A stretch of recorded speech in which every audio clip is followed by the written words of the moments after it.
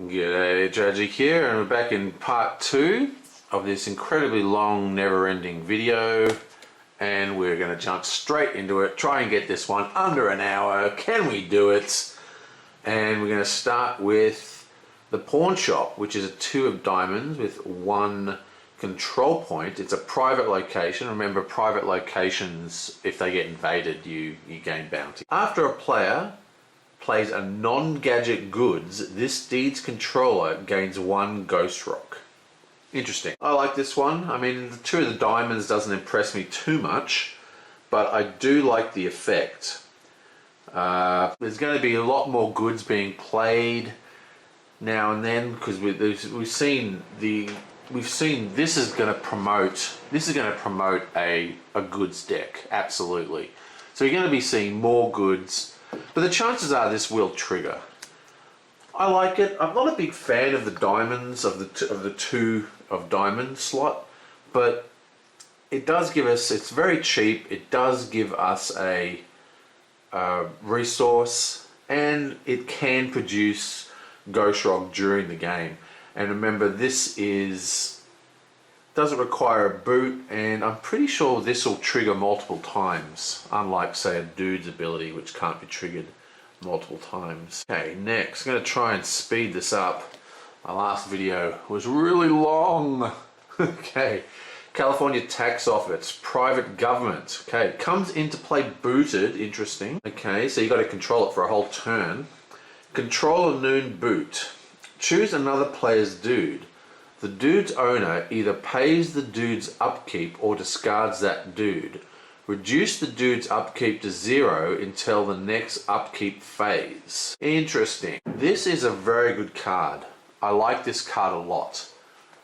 Basically, there is a character which I actually use quite a lot in my own decks. In fact, I'll have to... Here we are. This guy here, Stephen Willis. He is like a staple in many different decks, and he is a neutral, so he's in a lot of different decks. He's 1 to cost out, but he's got a 6 upkeep, and you usually have you have 4 of them. There's another one in here somewhere, probably. Usually you've got 4 of them, and you use it. This deck, this is an old deck obviously, because this was made when I just had the core set and a couple of packs up to thing. But anyway, this deck was called Cruise Missile, because the whole point of this deck was to get this guy out and just charge at people and do huge combat rounds. Now, this guy was so good. I mean, look at that. He's got 3 control points, but he's got 6 upkeep. And this is a great card to deal with this guy straight off the box. Just completely shut him down. And there are other great targets for it as well. I like the fact that it comes in booted, so it's a little bit slow. It's telegraphed, but even so, I think this is a very, very strong card, and I love that it's a jack. Obviously because I like playing huckster decks, and I keep trying to play gadget decks, but they've never really worked. Maybe they're going to work now with that new Morgan ID. So I'm a big fan of high numbers, if you know what I mean. So Jack is great. It's got a control point.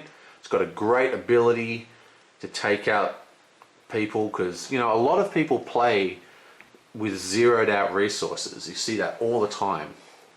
So that's got a very good chance of coming off. Okay, St. Anthony's Chapel. Okay, this is a holy ground. Abominations at this location gets -1 bullet. Holy ground is just a keyword. It doesn't produce anything, but there are many characters. I don't think we actually saw any in this set, but there will be characters like blessed characters that'll get targets if they're at holy ground. Like if you're at a holy ground, gain whatever. So, but abominations get -1 bullet. Remember, abominations are basically demons. The controller dudes get +1 to their skill rating while at this deed. Well, there you go. So this is obviously meant to combo with our blessed dudes. So the sister Louise hangs out at the chapel, and she's suddenly a blessed 1 instead of a blessed 0.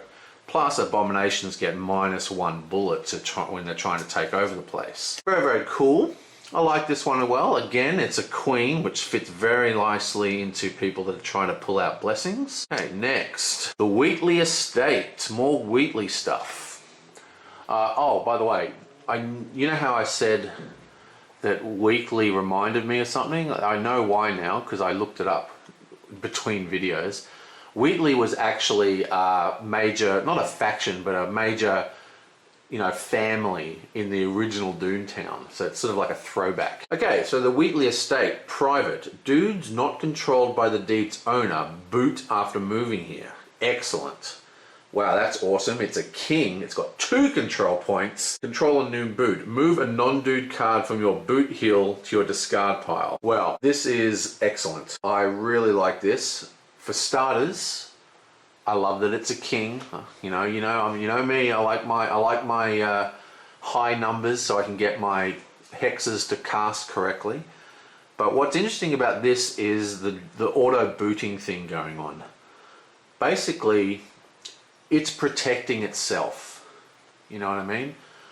By people being forced to boot when they get in there, they're unable to do shootouts. So they have to, even if you use like a horse or something, it's still going to boot them because the boot effect is not coming from the movement, it's coming from the actual location. So you can't move there and then suddenly, start fighting.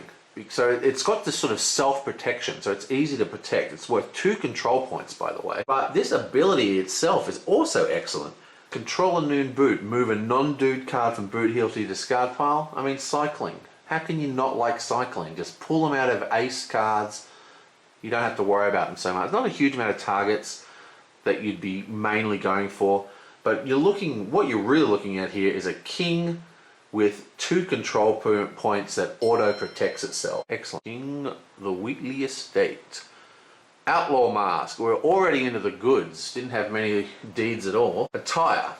While in the town square, this dude gets a bonus to their influence equal to their bounty. Well, it's fantastic, isn't it? I mean, this is a perfect example of what the new Sloan idea is going to be trying to do, by putting tons and tons of influence on people, gaining control points, and gaining extra influence through this, because they're going to be having bounties. And like I said, I'm looking for more cards that give you positive effects for having, bounties. Because really, in my experience, all that having a bounty does, except for a few cards, is even the cards that trigger off having a bounty, all it's really doing is putting a great big massive target on your head for bounty hunter. The Clown Carriage. Okay. Mystical Horse Gadget. Difficulty 8. Wow. Okay, so this is a horse gadget.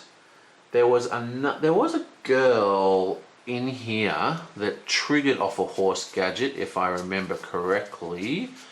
And was she actually a carny? No, she wasn't. But Jen, she has a horse and a gadget. She gets this bonus. Ooh, is she in a shot? Horse and a gadget, she gets bonus. 2 bullets and 1 influence. And I showed you mechanical horse, but here we have another one. This is also a horse and a gadget. It's even mystical. React Boot.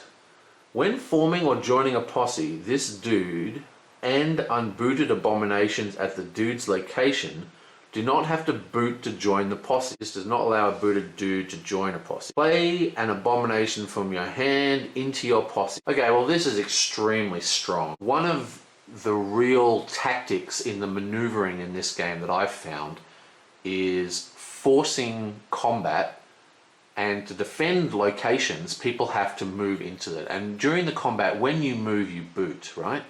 So you're booting to come in. Moving the characters into the location to support a combat, but then not have them boot is huge, because it means that they're still unbooted and can join other combats. They can even move, they can do all sorts of things. When usually that's tying them up pretty much for the turn.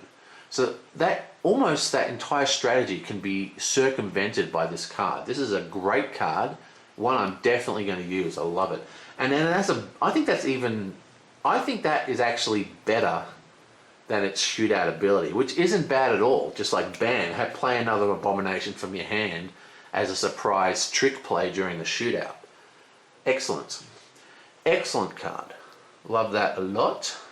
And it's a Jack. Woohoo, Jacks. Okay, what have we got here? Biocharged Neutralizer. Neutralizer, beg your pardon.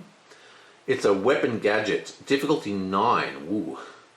This dude is a stud. This card cannot be traded and is not affected by other card effects. Okay. Not sure what I feel about this. Not being able to trade it is a huge downside because, like I said, most of the mad scientists, the idea is you build the gadget and then you pass it off to someone else. Not being able to trade it, I mean, I don't like that at all. But on the same side, it is going to mean you can get more aggressive with your mad scientist. There is a mad scientist, I think I already showed her, that I think is quite aggressive. She's in the cattle company and I quite like her actually. Here we are. This girl, she is quite an aggressive mad scientist, and there's even this one here which is also a really, really good mad scientist, which is the reason why this one is aggressive is because of the way it reduces costs so you can get things out quicker. Now, I think having it untradeable is a kind of a downside, but I can see what they're trying to do with this card. This is a card designed to make your mad scientists less of a target. Okay, so the mad scientists are then able to go further into enemy territory and start really pressuring the other players' deeds. I like the idea of this card a lot more than I like the card itself. Interesting. It has got a high difficulty to succeed as well. Okay, what else have we got? What is this? A magical sword. Evanor. It's a king. It's a 3 copper. Unique. Interesting. Mystical weapon, and it's a melee.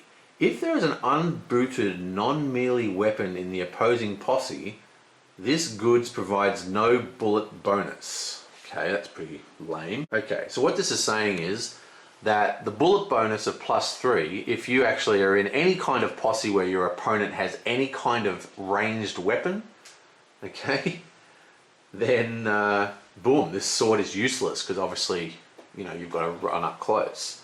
Shootout boot. If this dude is blessed, they cannot be a casualty in the next round of the shootout. They are not protected from this round.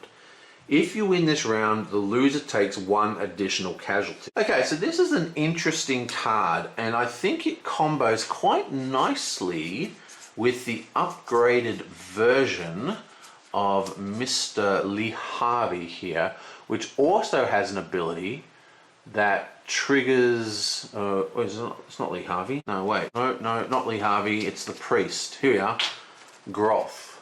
This guy here also has an ability that triggers off the second round of the shootout. Okay? His ability cannot use his ability in the first round of the shootout. So if you get the sword on him, very, very powerful for that second round. But the thing is, getting to the second round is no mean feat. And like what I said about him, this is going to promote excessive overcommitment from your opponent in that first round of combat, which I think could really, you know, make a big difference. But I do like the idea it reduces your casualty, or it increases their casualties, I should say, and it actually stops the guy with the sword from being able to be killed. Note that it's actually a casualty, not... There are cards that will straight out kill you, and cards that are like increase the casualty amount. But this card... I mean, you could actually get into the situation where you have this guy on a thing and he cannot be... Well, actually, because it's a boot ability, it's not for the entire combat. It's just for 1 round. It only protects you in the second round. So you can't just have this sword on one guy and have it there for the rest. You know, I've only got 1 dude, but I can't be, you know, a casualty unless you've got some kind of discard card. You know, I'm immune, because it has to actually boot, and it is unique. So, interesting. I don't know. This is a card that I like the idea of it, but I'm a little bit, you know, I mean, when are you going to get in a shootout where they don't have guns, is what I want to know. Mirror, mirror. It's a 2. Wow. 2 of hearts for a hex. That's not good. Shootout. Hex 4 boot. This Huckster's bullet type becomes that of the opposing dude. If this Husker has a lower bullet rating, they get a bullet bonus equal to the difference in the rating. Okay? Shootout Hex 6 boot. An opposing dude's bullet type becomes that of this Huckster's. If the Husker has a lower bullet rating, that dude suffers a bullet penalty equal to the difference in ratings. Interesting. I really like the fact that there's two alternatives here, and you'll really have to see the card in action and how it affects, because it's a tactical decision based upon what you're seeing in the shootout, which one of these you want to do. But the point is that you can mirror the power of their best guy, which is never a bad thing. I think this is actually a very strong hex. I don't like the 2 of hearts. That means that it's going to be in the running to disrupt your own pools, and it also will be in a running to disrupt my the way my draws are working in my Carney deck. But even so, interesting card. I like the effect of that card a lot more than I like the value of the card, if you know what I'm saying. Interesting. Okay, woo, and here we are. Blessings. Or miracles, or whatever they're called. Now, I'm not a big fan of the card design here. I didn't like the design of these cards when I first saw them. But I've actually really grown to like it. You know, this sort of brownie kind of card. I've really grown to like the graphic design of these cards. But I'm having the same reaction here. I mean, look at that big white feather over the top, and this sort of silver outline around, like just sort of pasted on. I don't know. Doesn't appeal to me. Anyway, let's have a look at here. 4 of clubs, lay on hands, miracle. React miracle 8. Wow, that is high. When another dude at this or an adjacent location is being discarded as a casualty or aced at any time, boot the blessed, send that dude home booted instead. That dude will not unboot during the Sundane phase at the end of the turn. Okay, so I'm not a big fan of this one. I mean, it's good. Obviously, it's good to save your guys, but you know, a better way to save your guys is to not have them die in the first place. You know, actually build your deck so you don't lose the shootouts. You don't want to, this is basically, I'm putting in a safety net if my deck fails. If I suck, this is a safety net. So you don't want to suck. And also it's a 4, and look at the size of this miracle. It's an 8 miracle, it's very high. Interesting, and it also makes the guy out of play for a whole turn. If he is a guy that you're saving who's got a high upkeep cost, you still have to pay the upkeep, even though you can't use him for that turn, which might be cheaper just to put a new guy out. Yeah, I'm not really, that doesn't instill me with a lot of love. Let's go to the next one. Yoink, yoink, Holy Roller. There's a good name for a card. It's a 6 of clubs, miracle, shootout, miracle 6 boot. This blessed gets 1 bullets and cannot be chosen as a casualty during this round of the shootout unless you lose by 3 or more ranks. Okay, I like that this is a 0 cost. I like that it's actually a 6. 6 is on the low side for doing pulls, but at the same time, it's a nice good slot. Is a 6 slot. So I think that's actually not a bad card. I do like its ability. It gives people blessed. It protects your miracle healers or whatever. It just gives you a bullet and makes them not be able to be a casualty. And that actually does combo a little, because that allows you to survive into that second round of combat, which is where that sword and this guy comes into play as well in that second round of combat. Okay, interesting. Interesting. So if he had that and the sword, he'd be completely immune for the first 2 rounds of combat for casualties. It's pretty awesome. What have we got here? The Lord provides. 8. Now we're looking. That's better. 8 of hearts. Okay, miracle. Shootout 9. Wow, miracle 9. These are expensive. Boot this blessed. Okay, that means the dude. To search your deck and or discard pile for an action card, reveal it and place it in your hand, discard this spell. Love it. Absolutely fantastic. Having to reveal it is a bit of a downer. I don't like that so much, but Basically, this is get my best combat trick back into my hand for the actual combat that I'm in the process of having. Of course, you're giving them forewarning of your plans, but it doesn't matter. If the combat trick you're fetching is good enough, it's still going to screw them over. I think this is my favorite miracle so far. Like I said, I'm trying to burn through this a lot quicker, so let me know if you prefer it, the in-depth version 1 video or the quicker version 2. Okay, Phantasm, it's a 9 of hearts, it's a Hex. Noon, Hex 9 boot. Choose another player's unbooted dude at this or an adjacent location. Move them to a location adjacent to where they are now without booting. Love it. Okay, look at this next one. Hex 12. What the? That is humongous. Move another player's booted dude at this location to an adjacent location. Wow, that's pretty strong. The second one is huge, like hugely strong. Remember, when you are booted at a when you're booted, right, you can't refuse a call out. You can't start a call out, but you can join. Okay, it's only people who are booted at external, adjacent locations can't join. If you can join the posse, even if you're booted, as long as you are at the location where the shootout starts already. This way you can send home, and usually the really powerful guys, they come in and sometimes need to boot to do it, to reinforce those faraway deeds. And this way you can just go, well, actually, boom, go home. But it's a 12 hex, that's so strong. But this other one is also really strong. This is kind of like a reverse shadow walk, I guess. You're moving them. You're moving them away. If you want to move them to locations where they're, it has to be adjacent, so you can't kick them out of town. But you can move them to locations where they're going to have to boot to move back. Yeah, I don't know. The more I think about this, I'm kind of on the fence. I think the 12 hex is just huge, but it's a great ability.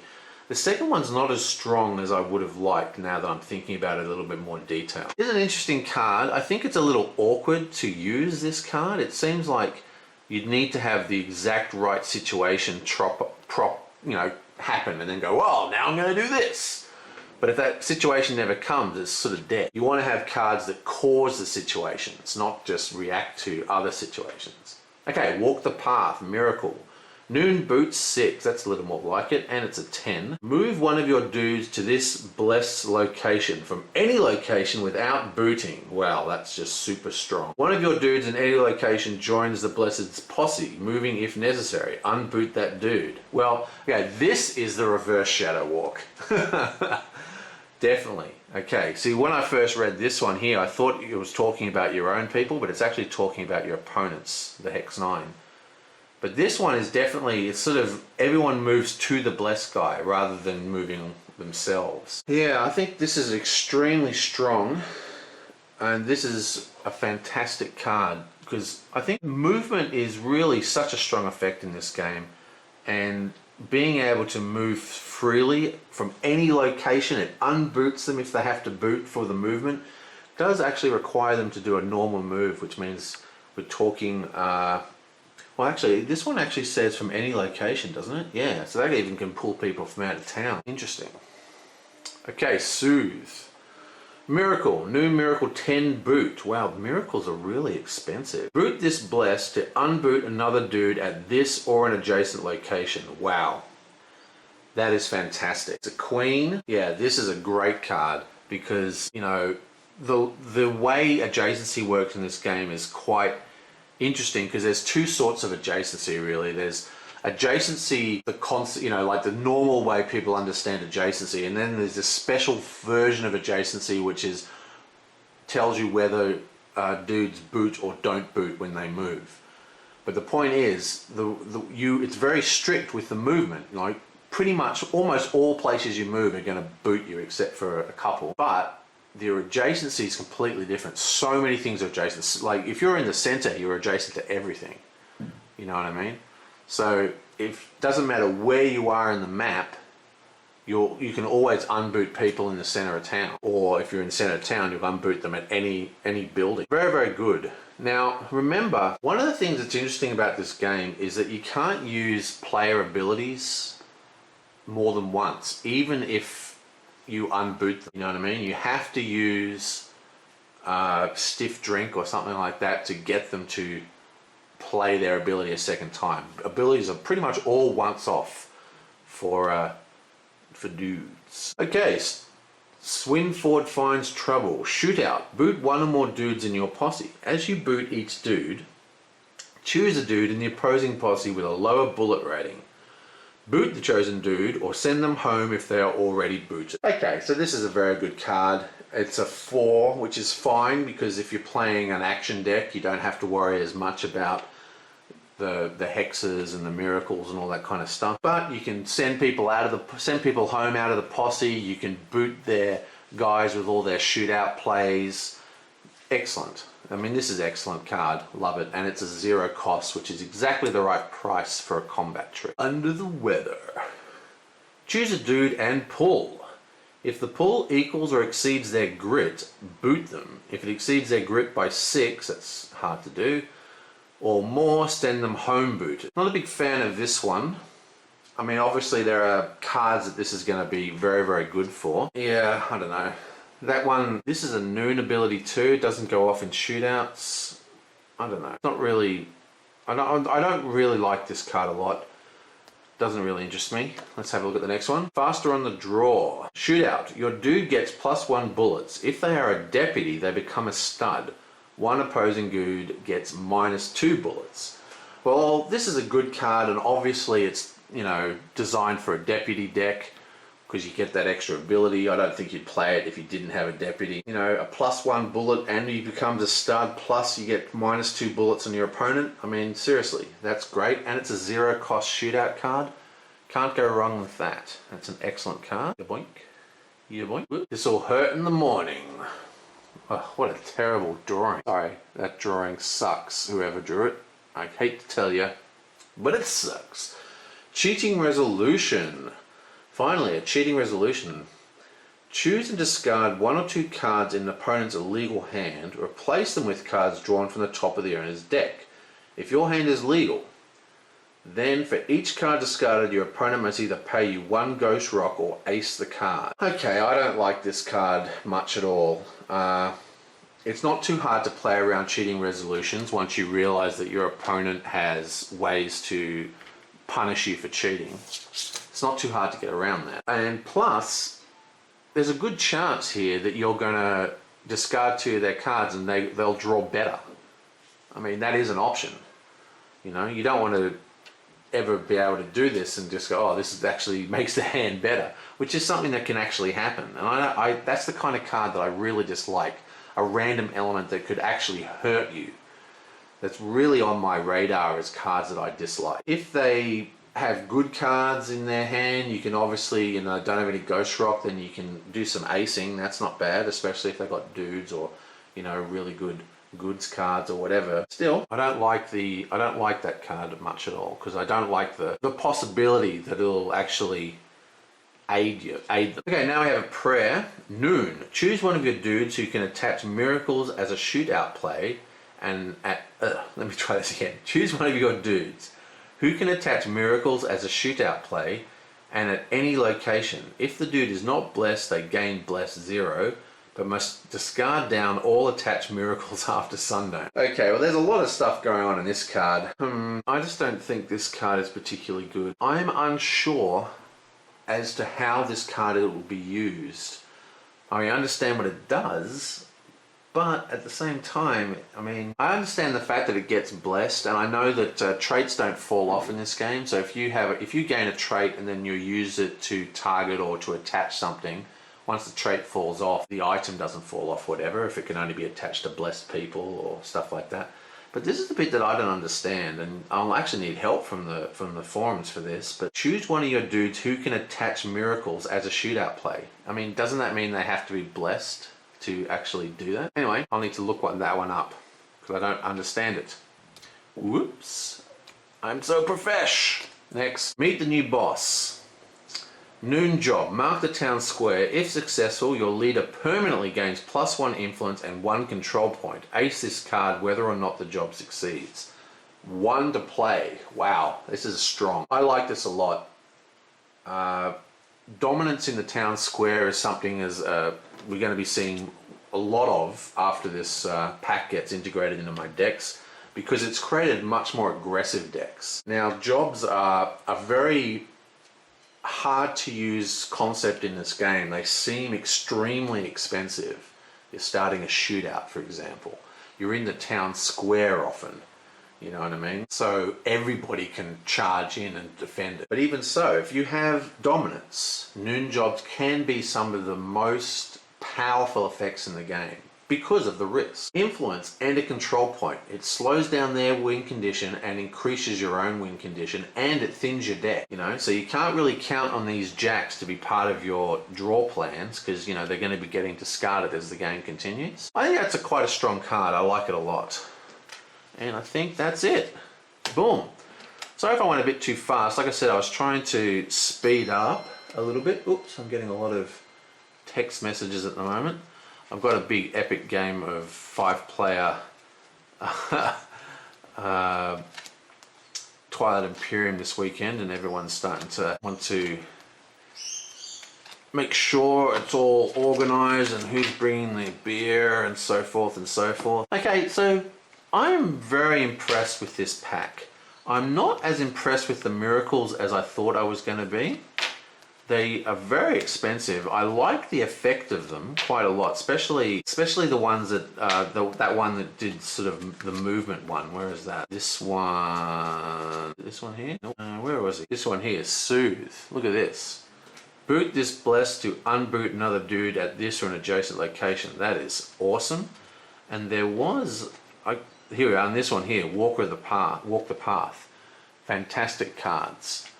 But in general, I'm a bit disappointed in, I thought we'd see a lot more Blessed and Miracles.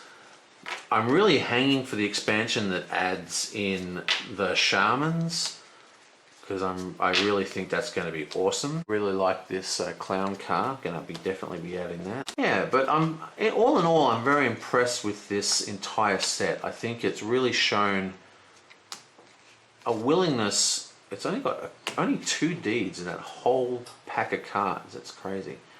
But it's really shown that the developers are taking some risk. There's some interesting ideas in here that could be argued to be unusual, because what they're doing, instead of creating cards to enhance the decks of the meta, they're actually creating cards to force deck designs that are in competition with the current decks of the meta inside the same faction. So they're releasing cards that won't change or aid the decks that are already out, but will make new decks, and that's good. But also means that, you know, people like to be able to see their decks improve over time. You know, all that careful shuffling to make it all in neat order, and it's screwed up. Damn you! Anyway, that is that part 1 and 2. Now, I know I went a bit fast in this video because I was trying to speed it up because the last one was so long. Let me know which one you prefer, and I'll see you guys next time.